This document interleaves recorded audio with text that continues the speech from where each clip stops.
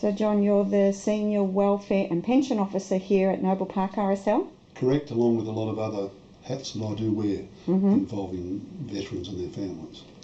And you realised that you had post-traumatic stress disorder a long time ago?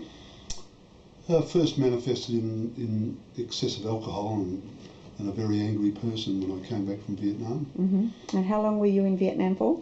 10 months. All right. And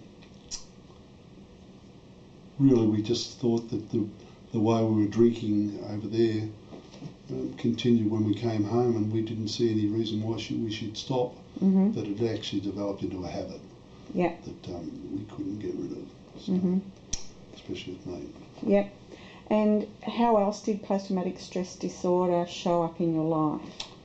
Driving my car when I was drunk, 0.205 on the breathalyzer, problems with police as far as all that driving, a lot of aggression, a lot of refusing to accept responsibility. And I know when you came to see me, you did say that anger would just come up really quickly. Flashpoint. Someone would, or I would perceive that someone was a bit aggressive towards me and it'd go straight over the top. I would, usually physical.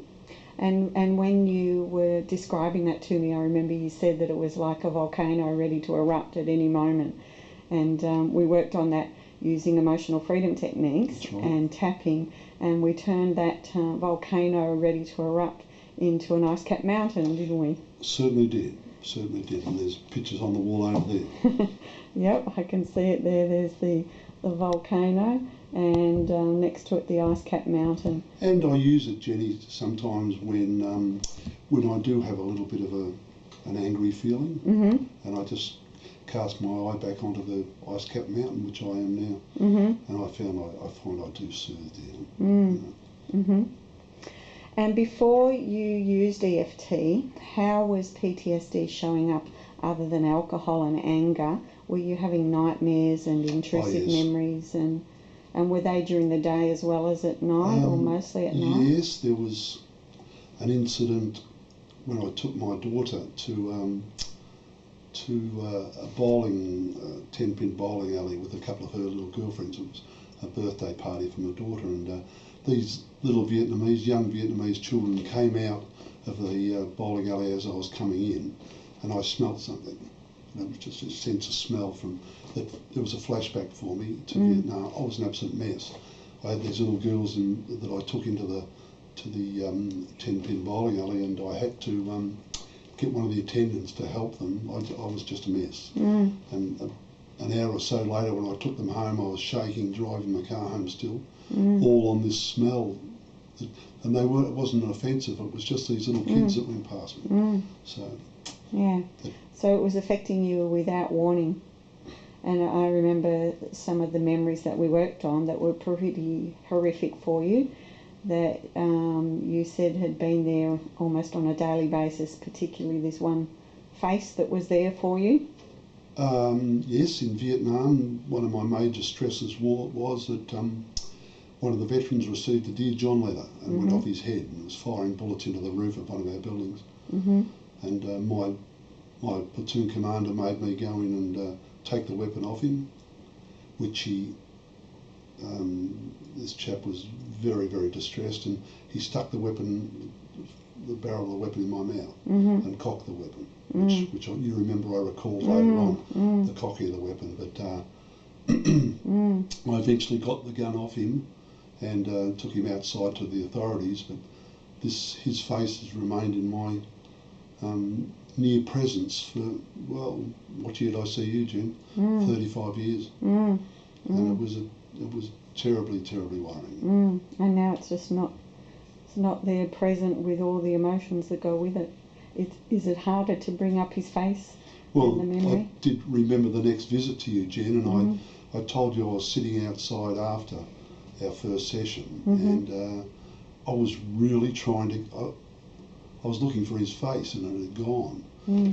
It was not the whole memory of it, but it was that a lot of the nasty side of it had gone, that I didn't want to In fact, I really didn't want it to come up, but I was testing you, and I couldn't get it. I couldn't get it. I still can't get his face. You know, so it was sensational. And it's amazing the way EFT can just unpack a memory like that piece by piece, like peeling back the onion layer.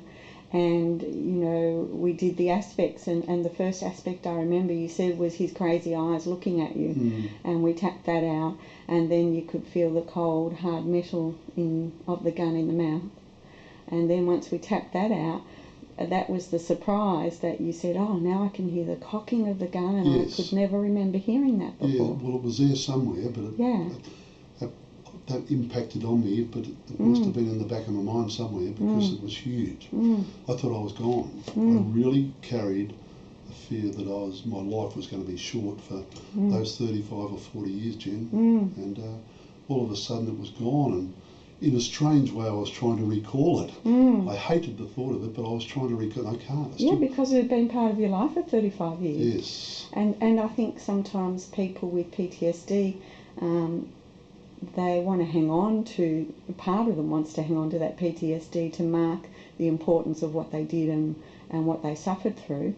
But you can still, you know, for you've still got the memory, but you don't have all the emotional charge around it anymore.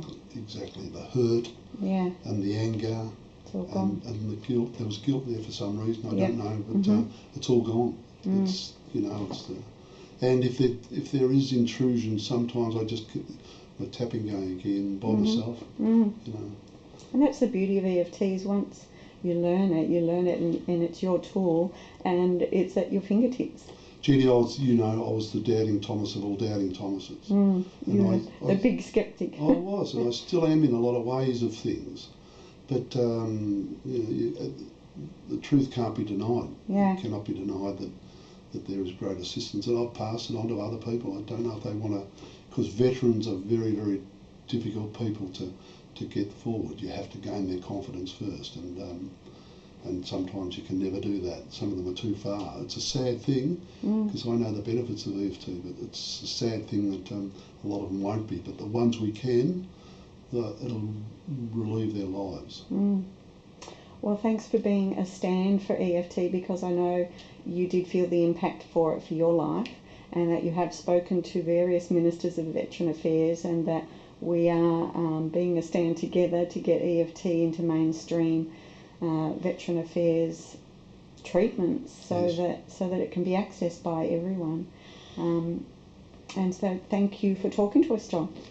Jenny, it's no need for thank yous. It's absolutely what you've done for my life and made my life a lot more stable and satisfied. And you know, I thank you very much for that. You're welcome, and it's EFT. It's not me, John. Thanks. Thanks, Jenny. Bye.